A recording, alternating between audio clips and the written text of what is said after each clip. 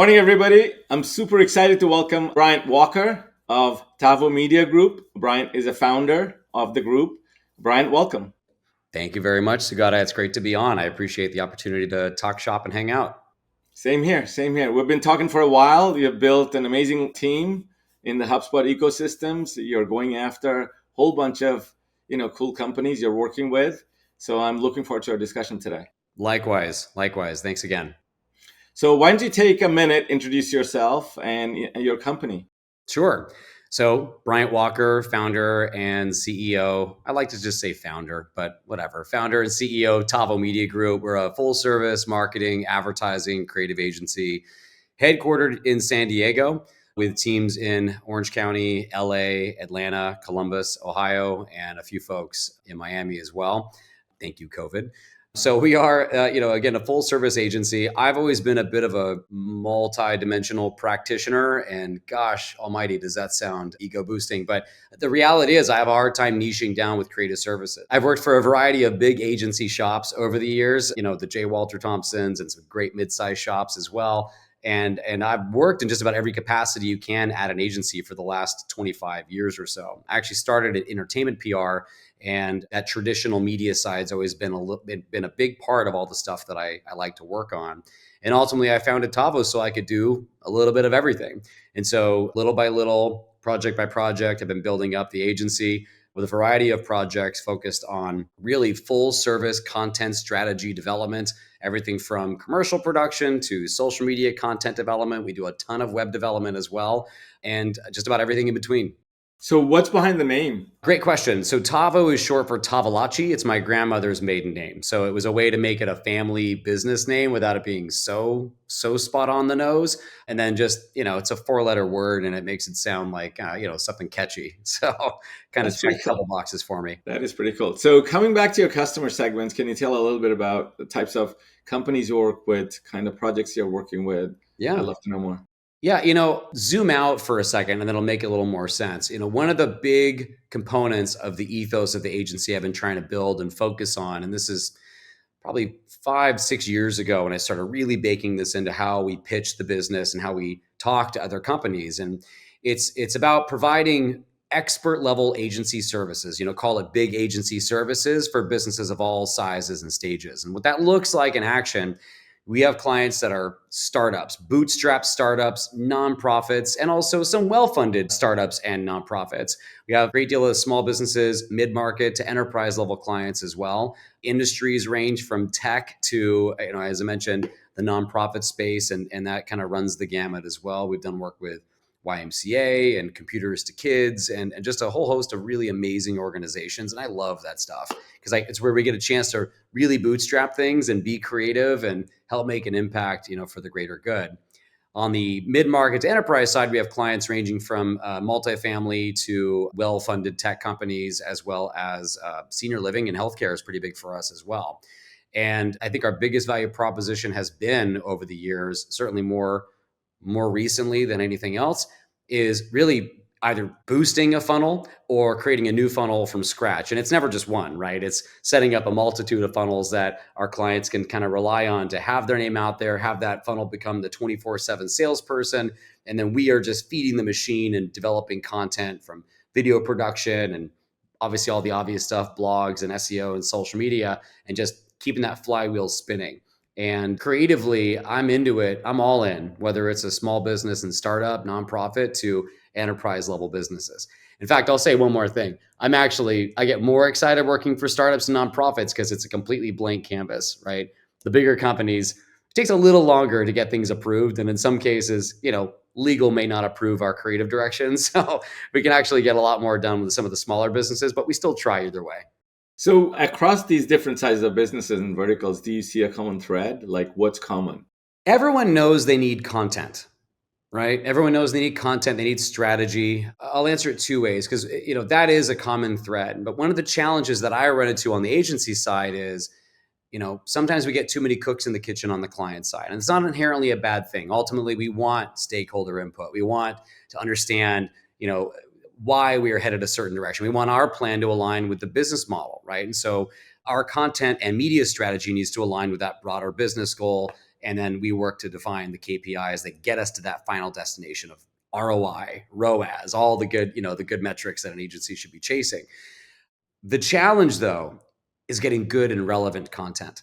And I mentioned how difficult it can be sometimes with too many stakeholders or too many cooks in the kitchen.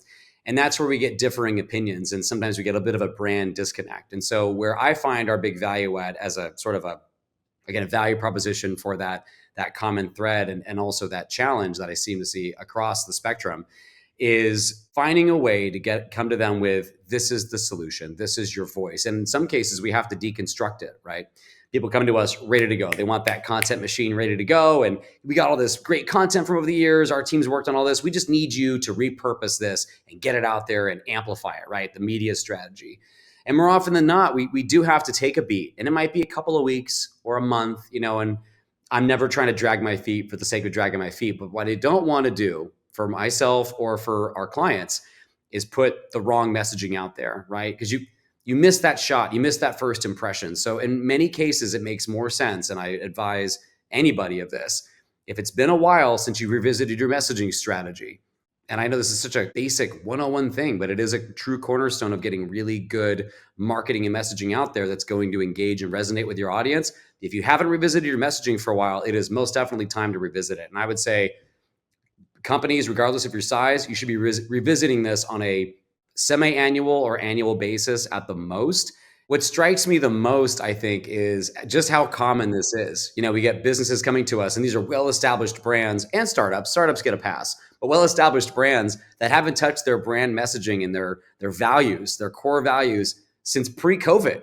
And here we are, while we're recording this, on the precipice of 2025, and I've got well-established brands that haven't really changed their messaging strategy for almost 5 years now. And that's crazy, not just because of the time frame, but think how much the world has changed, not just because of COVID, but that's obviously a great marker of how much things have changed and how nuanced messaging really needs to be. And more to the point of targeted marketing and having it hit and resonate with the right audiences, it's aligning that messaging with the specific niches and groups that you want to hit with that marketing. And that's why it's so important to pump the brakes before you get into that content strategy, and then really get into it and make sure that you're hitting those right notes with the right audiences that you intend to hit for the foreseeable future. That's amazing. So why don't we take 5 things you said, at least I understood. 1 is positioning. 2nd is messaging. 3rd is content. And the 4th and 5th are very important from a business perspective, return on overall investment and return on ad spend as a part of that, right? Mm-hmm. So when we back up, how do you engage? Let's say, I'm a mid-market company selling tech. That's a lot of our customer base. If you're talking to them, you coming in, 100 to 1,000 employee organization where you have decent amount of flexibility to working, with the CMO and the CRO and the channel VPs. So how do you approach the positioning discussion and then kind of walk us through the messaging strategy, the content strategy, and the elements that you talked about? I'll tell you, one of the main questions that start these conversations off, and remarkably, this is usually such a weird time of year where almost every proposal we have out there gets, punted to mid-January. And remarkably, we're actually engaged in a lot of active conversations right now and doing a lot of these strategic kickoffs, the week before Christmas. We actually have 2 scheduled right before New Year's. And in any event, the number one question is, why should anyone care why you do what you do, right? And that's that layer below. Why do you do what you do? Why is what you do important? But I want to get that's kind of easy. Why did we build this widget? Why do we have this tech? Why did we create this software? Okay, sure. But why should your target audience care? Why is what you're doing so novel that it's going to force me to stop scrolling on my phone when I see an ad on LinkedIn for your business? Why should I stop scrolling? Why should I care? And that gets into a big value proposition conversation. And it's not just about us looking for headlines for ad copy. That's part of it. But more to the point is trying to get to the root, the subtext of these conversations of, again, the cosmic why. But why should I care as your target audience or target consumer, customer, business organization, whatever? What's the point? And I don't mean that aggressively, despite how that came across. But sometimes we have to have those conversations, and I'm very non-confrontational just by nature, but I do like to have these conversations because it's amazing how quickly the guard goes up and then you have to strip it away. The guard goes up because people have an ego and they get protective of their brand and their business. And don't want to be questioned on why does this business exist. But you get some very honest conversations very quickly when you start those conversations. Now, I'll say one caveat. I don't just jump into that question right away. We have plenty of warm-up exercises to get to that point that I've been doing over the years. But one of the things that gets us to a more honest conversation, similar to asking why should anyone care about what you do or what your value proposition is or what you think your value proposition is, it is getting an understanding of your ROI. What defines winning for you as the client and what defines winning for us as the agency, as the partner to really grow this thing for you and make an impact for your organization and your stakeholders, internal and external. And then, we start to have those sub why conversations about, what are we saying and to whom, right? I have this graphic that I pull up both during a pitch process with a potential new client, as well as bringing it back up when we actually have one of these one-on-one conversations. And I can send you the graphic after we hop off here, but it is a single slide that I have Frankensteined and workshopped over the last probably 10 years. I've used it at other agencies that I've worked at, as well as for Tavo. And I could probably spend 4 hours just on this one slide. I won't, and I don't because that'd be crazy, but it's that in depth and it covers so much. And what it is from left to right, it looks very linear, even though it represents a cyclical wash, rinse, repeat cycle. But on one side, you've got all the discovery stuff. On the far right side, you've got more or less what defines winning. And the very last bullet point is ROI. And I start there with those conversations, both during the pitch process to plant those seeds, as well as during the strategic alignment conversations to get that messaging going. Because it isn't just the financial ROI. It's what's the return on our investment of time into this process.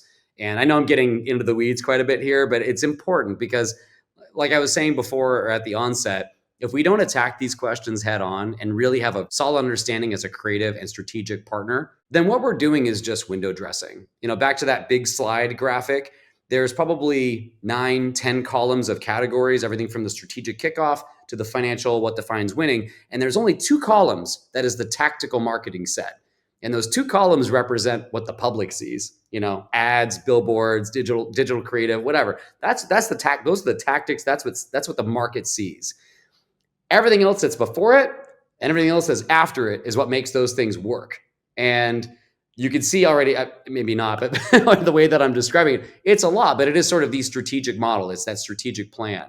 And it's the meat and potatoes at the beginning that makes the stuff in the middle work, and what makes the ROI and what defines winning so impactful for us on both sides.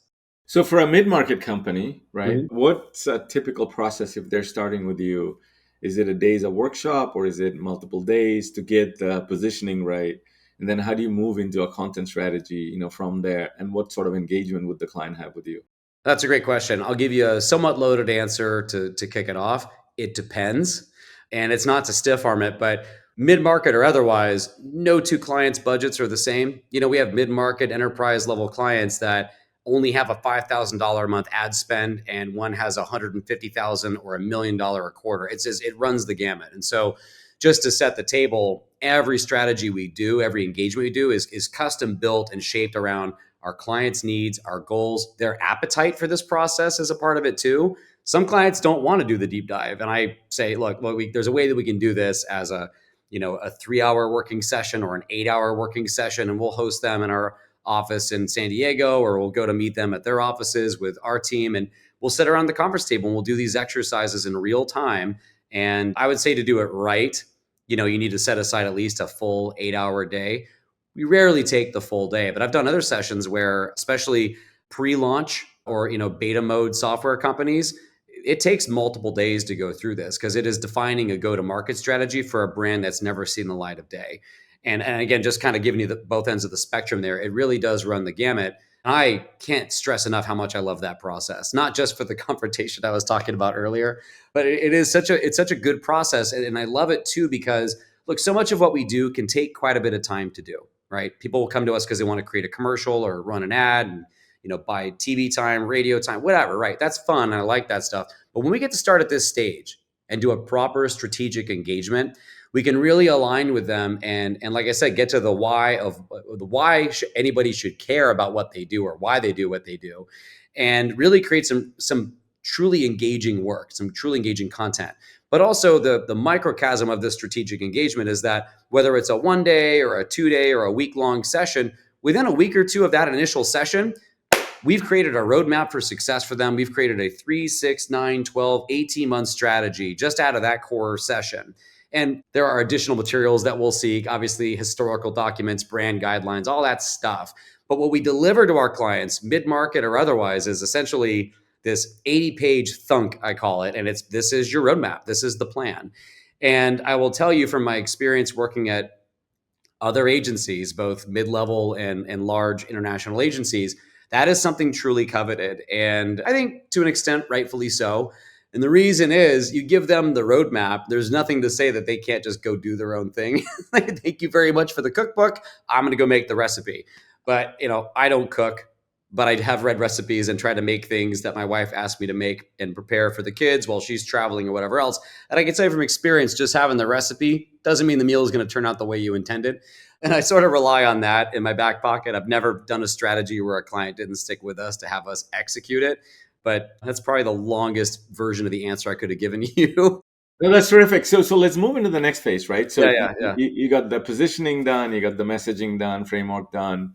Then kind of let me ask you the chicken and egg question. Do you pick Sure. content based on tactics, or you pick the tactics based on content, or do they go together? Like, how does the next phase of the tactical execution piece that you just talked about, how does that evolve? I'll say it again. It depends. It depends primarily on the urgency of the project. There are many times we get projects that we get brought into, and I'm grateful for it at any stage. But a lot of times we get brought into something that another agency had already started. It didn't go so well. And we got brought in as, SEAL Team 6 to come in and make this thing happen and execute on something. And inevitably, we have to refresh the strategy that was laid out super fast and then have to get some content to market as quickly as possible. I will say in a perfect world, I look at this, we're full service, right? Full service means different things to different companies, certainly different agencies as well. We are true to form as full service as one could be. However, you look at our menu of services and it's a little overwhelming, whether you're a mid-market enterprise or a startup. It's like, oh my God, I don't know where to pick. Where do I start? And I distill it down to two buckets: content strategy, media strategy. They both have their respective, 50 spokes sticking out of them for the different services and channels. But it is essentially, what are we saying and to whom? And how are we getting it out there? The media strategy part of it. And to your point, or to your question rather, it is doing those things in tandem makes the most sense.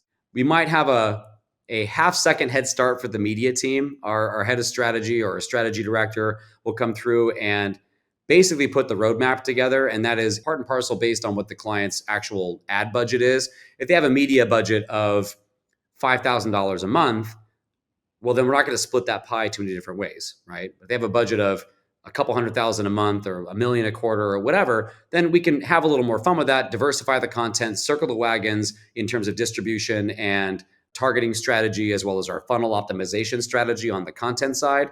The content comes in very, very, very microsecond close second. The media strategy tees up what the content strategy is going to be executing on. I mean, we're always trying to create as much content where we can, but at the end of the day, the content strategy is never done. To be fair, neither is the media strategy, but we are always developing new content for our clients. Typically it's a monthly to a quarterly cadence, and it's the white papers, it's the videos and the webinars, the commercials, right? Whatever we're creating has to align those still with what that media strategy roadmap looks like, the placements, but we build on it. There's plenty of cases. We have a DoD engineering client we're doing quite a bit of work for, a lot of HubSpot work as well. I mean, we've shot commercials for them. We're now doing video testimonials and shooting them like this because their clients are all over the world. And we are, doing recorded Zoom conversations and, repurposing those, adding production quality to them, a higher level of production quality to them, and getting that stuff out there to meet the needs of this growing funnel on the content strategy side. And that's just one off there. But like I said, the strategies on either side are never done, but they kind of have to be done in tandem to be done well. So let's come to the next piece, which is, and you brought up the name HubSpot. Both of us are connected through that common link. Yeah. Our partner relationship management platform connects to HubSpot. Our customers are on the other side using HubSpot for their direct sales and marketing activities. And you're a great HubSpot partner. So how does this execution, I got content, I got tactics figured out. What is the typical cadence for a mid-market company that you're getting them started on using HubSpot? How does it look like? And also on HubSpot, there are multiple tech stack that connect, right? Whether it's ad rolls or whatever other tools that they connect to complete the solution that you're bringing in. So maybe you can walk us through a little bit. Of course, thank you. And I'll tee it up in a way that I think your listeners and viewers can appreciate is, look, I've been a HubSpot power user for, I don't know, well over 15 years at this point. I started off like many of the listeners is let's get a free account and just, dabble and see what else is out there. And I think at the time, like many, I had used Salesforce predominantly prior because it's what I knew. I had used Zoho and some other platforms. And, at the end of the day, you need a tool and a platform that does the job. I'll zoom way out. You need a tool that does the job. And there are many tools out there on the market that do the job. But I have gone back and forth on this over the years, and pound for pound, dollar for dollar, HubSpot is by far the best value. Am I biased? Yeah, a little bit. But I do try to be agnostic with my approach. And there are, full disclosure, I have clients that are on Salesforce. I have current clients that are on Zoho and other even white label or custom CRM systems, proprietary systems, which I hate. I hate so much. We have one client currently that's on a proprietary CRM and marketing automation system that a prior agency built for them, and it is such a pain to work with and a delight when I get to pivot back to HubSpot. And this is starting to sound like a HubSpot commercial. It's not. But I like using HubSpot because I do think, again, it is the best value platform. So to your question about how do I start engaging with some of those mid-market clients and having those conversations, it's, one, what do you need the tool to do for you? You're going to swing a hammer, you're going to hit a nail. Great. There are different grades of nails, different grades of hammers. Let's find the right hammer for you. And more often than not, HubSpot is the tool and it does become more valuable. Now, mid-market, it's pretty broad. And, we'll even go as far, if we have a little more runway to do this right, is I involve them in the journey. I get them on the call with our partner rep. We do the demos, and not to sell them on it, but I want them to understand the full breadth of what the platform can do. And HubSpot and other platforms, you get on there and the little wizard pops up and tries to lead you around. Nobody has time for that. You need the support. And I've always gotten just tremendous white glove service from HubSpot. And it's been, as a partner agency, it's been super helpful because I can rely on those resources, not for nothing, to help me sell it, which is kind of nice. And it does help that onboarding process as well, if it does in fact become the platform that our clients end up. Yeah, on the execution side. So let's say, I'm a mid-market company, 250, 500 employees company. I just moved on the HubSpot platform. I got Tavo to come and help me. I figured out my, positioning, messaging, content strategy. I got lined up the product marketing to help you to build those content. Now, what is the execution? Do you start with an email campaign or do you put together an integrating social and email? Like, where does the first set of, most common use cases that you see? So that's a great question. Irrespective of the platform itself, I'll go back to what I was saying before. It's the content and the media strategy. So look, there are some cases where clients come to us and they already have pre-baked what they need to do, and we're just the implementation and the strategy partner for HubSpot or the CRM specifically. But in most cases, we get brought into, we're still doing the content strategy. We are producing the content and also trying to make sure that is going to the right folks and the right channels, optimizing funnels, all that good marketing geeky stuff that we love. The starting point is mirroring what we have available in the current content pipeline. I got to be clear for my sales folks, not the sales pipeline, but our content pipeline. What does the client already have in the hopper, i.e. white papers? What is the quality of the leads in the system? Actually, a good prerequisite would be, before you launch any campaigns, be it email or otherwise, is good list hygiene. And there's a variety of tools we use to both extract and wipe old unused leads and contacts. What I don't want to do is get our new client flagged for spamming a bunch of people that they haven't vetted yet or haven't properly tagged as marketing qualified leads. And so we'll go through a process of list hygiene in various capacities. And if they are super eager to get something out, then we'll distill that down to a smaller chunk. If they've got 100,000 contacts in the database, then we'll say, all right, let's find our top 1,000 or top 10,000. And then we'll focus on that as a test market or a test campaign over the course of a few weeks or so on. And that gives us a bit more wind in our sails to do it properly at a greater scale. But I always advise, if the schedule allows, really pump the brakes a little bit and make sure that you've got solid contacts in your database. Because again, the last thing, I know this is repetitive, the last thing you want to do is blow up your HubSpot before you've even gotten out the gates. So I think that's an important note for anybody that's whether they're doing it on their own or working with us as a partner. Like, please make sure you know what's in your database before you start blasting contacts out there. So let's go from an execution monitoring and management, right? From you talked about return on ad spend, return on overall investment across the board. Yeah. What are the common metrics and graphs and charts and tools you pull together in HubSpot that are pretty popular that execs want to see?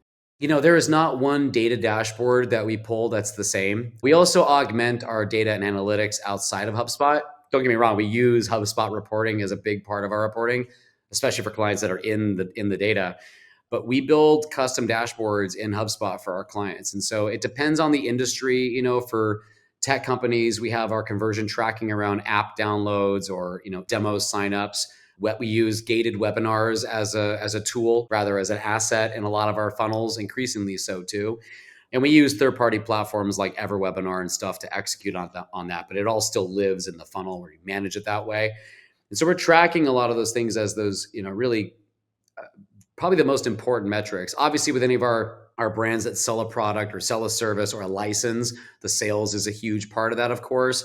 But for a new project that's getting out of the gates, like those first monthly and quarterly reports, I am heavy on those engagement metrics because that's the foundation to make sure that what we're saying and to whom actually resonates, right? If all we're looking at is, I go back to the ROI slide, if all we're looking at is that ROI and we're only looking at it from a monetary standpoint, we're missing the mark. Surely that's what defines winning in the long run, but in the short term, rather, getting those engagement metrics is key. And so we try to define, and we do this for each of our clients, it's got to be tailored to what defines them. I'm not talking about vanity metrics like likes, shares. Those are important, sure, but those could be a bit of a red herring if you're just looking at those in a certain way. But it's tracking that user journey. It's getting to some of the basics of analytics, time on page. We have one of our clients that is very, very technical. They're another client in the engineering technical space. Their audience is super niche. They're targeting, NASA engineers and other very, very narrow niche targets. And their main KPI is, did they download the spec sheet? Okay, great. That's not really enough, right? And so we're spending a lot of time on creating new content for them. That's part of our process. That's part of our contract, and that's all good stuff. But in the interim, I'm looking at time on page. We're getting all these scientists and engineers on their landing page, and they're spending 3, 4, 5 minutes on some of these different campaign landing pages. And while they're not converting, I still look at that as a win. That means that what we're saying is resonating with that target audience, and they're staying on that page. Now, why they're not downloading the spec sheet, I imagine that asset, that gated content, is just not nearly sexy enough. So we're now pivoting and doing webinars and things like that, right? So, Brian, coming back to ROI measurement, let's say they have $100,000 agency spend and maybe, I don't know, what the right ratio on ad spend and et cetera are. So yeah, give us a ballpark number. And then how do you measure ROI? Like, what's the conversation going to look like maybe 3 months, 6 months, 9, 12 months down the road based on the roadmap that you put together? Well, I would say the first 30 to 90 days, the focus is going to be on engagement metrics, depending on the client and what they're selling, right? Obviously, we want leads. For all of our B2B clients, leads are gold, and qualified leads, whether that's sales qualified leads and marketing qualified leads, is important. And I'll say just one other thing as an aside, but on a related note, we actually spend quite a great deal of time working with our client sales teams to ensure that what they call a sales qualified lead aligns with what we call a marketing qualified lead. Because this, and I'm sure everyone listening knows, marketing always blames sales and sales always blames marketing. So we spent a great deal of time early on to ensure that we're all speaking the same language and marching the beat of the same drum, so that, again, we are qualifying things in a similar vernacular at the very least, but also ensuring that we are tracking the right things in those early reports. But back to the question and the roadmap, right? We get those engagement metrics the first 30 to 90 days. Beyond that is more of the specific monetary values, right? If it's a demo, right? The demo gets booked, we're tracking that journey and reporting on those different sales steps that are aligned with those earlier conversations of what defines a sales qualified lead.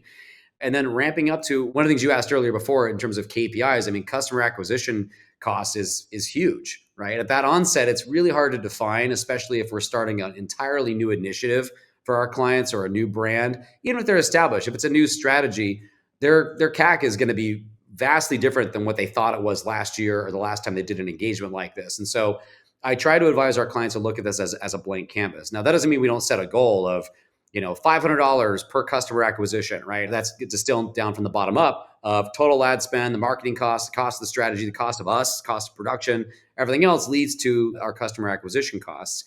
And I'm riffing with you. Obviously, those things are all custom tailored based on what our clients actually need and what their budgets include beyond just marketing, R&D and all that stuff, right?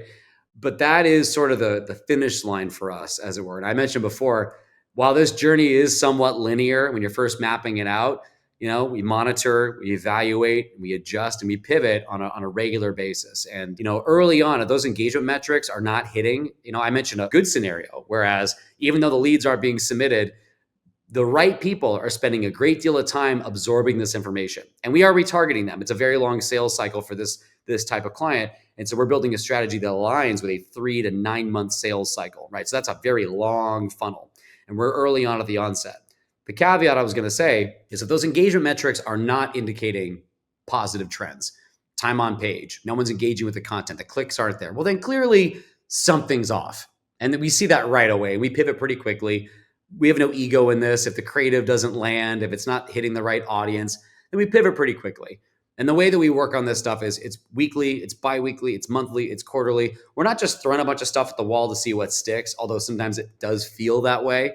So look, it probably seems and sounds like it's just throwing stuff at the wall to see what sticks. And at times, admittedly, it does feel like that. But it is based on all those earlier conversations of what are we saying and to whom and why? Why should they care, right? And it is an educated guess in some cases, but the key to any real solid marketing strategy and content strategy is ensuring that you're building engaging content and a lot of it, right? That's the world that we live in. And so it's constantly building towards refining that model so that at the end of the model, we're talking about customer acquisition costs, whatever that number is, the pie in the sky number we identified, whether that's $50, 500 or 5,000. I worked on a really in-depth ad campaign for ARM, the microchip manufacturer, and their customer acquisition cost was $58,000 and their cost per lead was about $6,000, right? Which seems insane, right? But one of these deals, when it lands, is a multi-million-dollar deal at minimum. So all things are not equal, and it's all relative based on what the client's goals are and what their, ultimate ROI is defined by, which again, we define that with them every step of the way. Which is great. So Brian, we're recording this at the end of the year. Your beautiful tree is kind of, in the background. We're going to drop it. Exactly. It's beautiful. We're going to drop it beginning of the year. But I have to ask you about the 2-letter word that's floating around, AI. And what is happening? What is happening in your space? What do you see is real? There's a lot of discussions about a lot of these marketing jobs disappearing. And we're not going to shoot video anymore. We're just going to, bake it in a Sora or somewhere else. So where do you see this is going in 2025? I do love talking about AI a lot, despite how omnipresent it is. You mentioned it's floating in the air. And it does feel like it's everywhere. It's in this conversation. It's in every piece of tech we're using now. I'd like to see, I'll get to the question in a second. I would like to see sort of a leveling out with all the AI, as I mentioned, and as you've seen, every one of the tools we use, whether you're a Microsoft user or a Google user or whatever, everyone has their own proprietary AI or they're piggybacking on one of the other, big 3 to 5 platforms and using that as the engine behind the scenes. I find it immensely powerful and useful. We are using it to execute on test campaigns, our ability to develop spec work. And I'll just define terms here. Often when we're creating a content strategy for our clients, if depending on their budget, we'll go shoot a bunch of content to help illustrate this vision, this big creative direction, right? This is our big ad campaign. This is the vision we want to create. And that could cost tens of thousands of dollars to do it right. So, and what precipitates that is doing storyboards, right? To try to tell the vision in a boardroom. And that's okay, but something in between is something that we've found a really good sweet spot of using, Midjourney and these AI voiceovers to help illustrate a vision beyond just me in a pitch room trying to sell the vision and sell the dream, which I love doing. But I love doing that in tandem with some good quality work that's well thought out, well executed. And we're able to knock this stuff out in a matter of days and at no cost to the client or the budget. And so we can do these things, be very efficient with our time, not just from a billing standpoint. That's a nice byproduct, sure. but be really efficient with our ability to get in front of our clients and show them, look, this is where our heads are at. Are we aligned? And we still use storyboards. I still love working with storyboard artists. I don't want to push them out of a job, but just before wasting their time on something, we can, kind of half bake a pretty solid idea and get some really solid buy-in. As far as what the future looks like with Sora, as you mentioned, I don't know. I'm equal parts excited and just kind of anxious about it. And I don't mean anxious in any one way. I mean, actually probably feel it in more of a stoic way. It's interesting to observe the advancement. I feel like it's inevitable. I very strongly do not believe that it's going to replace people's jobs. Now, I know maybe the scenario I just painted a moment ago kind of states the opposite. I think it's quite the contrary. I think it allows us and empowers us to be able to execute more work faster and get more things to market in a more efficient way to test and see what works well and what doesn't. I can't say how many campaigns I've worked on or been a part of or commiserated with colleagues that have worked on these, huge multi-million dollar ad campaigns, and they fall flat, right? And I'll go even like zoom way the heck out. Everyone remembers some of these, big campaigns that are out there, and you could think of the Geico Gecko or go way back to the Yoquero. Let me say that again. The Geico Gecko or the Yoquero Taco Bell Chihuahua from the late 90s, early 2000s. I'll talk about the Chihuahua. Everybody remembers the Yoquero Taco Bell. That was like a big thing. It won a bunch of ad awards. Taco Bell's market share actually tanked while that campaign was running. It was an unsuccessful ad campaign. It was memorable, but it didn't resonate. And I'd argue, while that was a fun campaign and it built maybe some long-term brand equity for them, it didn't show in their numbers. And so, fast forward to today, you still have brands like Geico that's running the Geico Gecko. They're still doing ads with the Rockford Files variation, and they do Caveman. They brought the Caveman back. And that's interesting. But these big brands, if you look at them, especially ones that appeal to a very broad consumer market, and I'd argue for businesses too, this is relevant, but it's easier now to be able to go out there. It's not just one shot. This is our one campaign. You can go out there and test the market and see what resonates. And in many cases, from what I have seen, it's rarely that one shot or that one campaign. It is the variations that align with the targets you're trying to go after. This technology allows us to test the market in a much more efficient and effective way. And I've said it before. Again, this somewhat is aspirational and hopeful that it doesn't take over my job and my ability to grow my agency. But for right now, it's allowing us to get these projects off the ground and keep our clients engaged and excited in ways that I've not seen before after doing this for 25 years. So we're coming to an end. I want to ask you my favorite question where I learn a lot, especially with entrepreneurs like you. If you have to look back, from today, 10 years ago, the Bryant that 10 years ago was, thinking of starting up the business, what would you advise that Bryant based on what you know today? I was going to make a joke and just say, don't do it. there's at least 10% of me that's like, don't do it. I don't know. It's just keep pressing on, trust yourself. And it sounds so cliche, but I can tell you very earnestly. And it's so, look, part of this question, it resonates more for me right now because of where we are in the calendar year, right?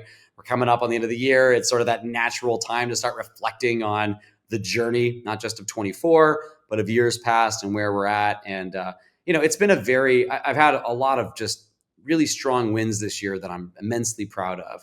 I've also had a really challenging year, if I'm being totally honest. And one of the things that came up for me personally as a theme that I would tell myself from 10 years ago is trust your gut, trust yourself. The times that I trusted my gut and bet on me, and I realize how egotistical that sounds, but I'm leaning more into the fact now more than ever, that when we go down these paths as entrepreneurs or as business leaders, it's not just entrepreneurs, but you're in this position because there's something in you. Right? You're wired different. Maybe it's a flaw. I don't know. This innate superpower of perseverance. And the times that I've faltered over the last 10 years, and even times that didn't work out the way I'd planned this year, it's because I didn't trust my gut. I didn't persevere leaning into what I knew in my gut from experience or just from what I was seeing from my perspective. I went against that. And so it's an element of trust the process, an element of trust the gut. And the longer you delay that, the longer you stiff arm that and push that sentiment back, inevitably it ends up I could say at least conservatively, 9 out of 10 times that gut has been right, where I should have ripped off the Band-Aid and made the decision faster, where the decision was to bet on myself, lean into it, or cut and run. I think all too often that perseverance can also work against you. You just got to keep pushing through, right? Ignoring that gut instinct that it's, time to fold them. I don't mean shut the business down, but you got to, try some things, see what works, and be able to quickly pivot. And I think that's what makes an entrepreneur an entrepreneur. I'll let you know what it looks like 10 years from now if I'm still saying that, but that's the advice I'm giving my younger self today. That's fantastic. So Brian, thank you for being here. I know our audience is going to love all of the things you said. I look forward to working with you in 2025. And Merry Christmas. Merry Christmas. Thank you very much for having me. And likewise on all fronts, I appreciate the opportunity and enjoyed talking shop with you. Thank you.